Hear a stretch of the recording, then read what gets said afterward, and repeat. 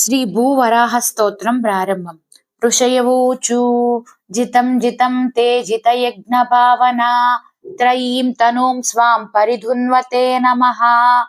యద్రోమగర్తేషు నిలిల్యురధ్వరాః తస్మై నమః కారణసూకరాయతే.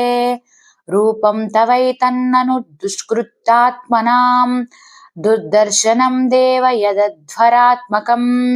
ఛందాసి యస్యైత్వచి బర్హిరోమా స్వాజ్యం దృశిత్వం గ్రిషు చాతుర్హోత్రం. స్రక్తుండాసీత్సు వైశనాశయో రిడోధరో చమసాః కర్ణరంధ్రే. ప్రాసిత్రమాస్యే గ్రసనే గ్రహస్తుతే. యచ్చర్వణం తో భగవన్నగ్నిహోత్రం దీక్షానుజన్మోపసదశిరోధరం.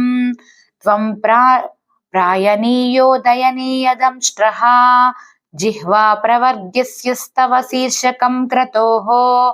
సభ్యావసద్యం చితయోసవోహితో సోమస్తు రేతః సర్వస్నాస్యవస్థితిః. సంస్థా విభేదాస్తవ దేవదాతవః.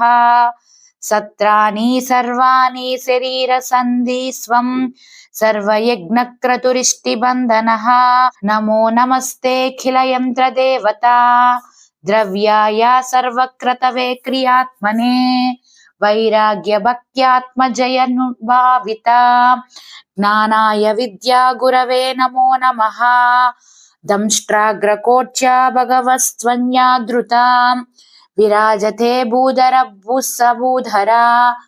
యథా వనాన్నిస్సరతో దతాధృతా మతంగజేంద్రస్య సపత్పత్రపద్మినీ. యం రూపమిదం చ సౌకరం భూమండలేనాదః తదాధృతేన తే. చకాస్తి శృంగోఢఘనేన భూయసా కులాచలేంద్రస్య యథైవ విభ్రమః. సంస్థాపయైనాం జగతాం సతస్తుషాం లోకాయ పత్నీమసి మాతరం పితా. విదేమ చాన్స్యై నమసా సహ త్వయా యస్యాం స్వతేజోగ్నిమివారనాథవదా. కః శ్రద్ధగీతాన్యతమస్తవ ప్రభో రసాం గతాయా భువవుద్బిభర్నహం. న విస్మయోऽసౌ త్వయి విశ్వవిస్మయే యో మాయయేదం ససృజేతి విస్మయం. విదున్వతా వేదమయం నిజం వపుర్జనస్తపః సత్యనివాసినో వయం. సతాసికో ధూతా శివాంబుబిందుభిః బిందుర్భివిమృజ్యమానా వృషమీ సపావితా. స వై బత భ్రష్టమతిస్తవైషతే యః కర్మణాం పారకర్మణః. యద్యోగమాయా గుణః యోగమోహితం విశ్వం సమస్తం భగవన్ విదేహిషం. ఇతి శ్రీమద్భాగవతే మహాపురాణే తృతీయ స్కందే శ్రీవరాహ ప్రాదుర్భావో నామ త్రయోదశోऽధ్యాయః.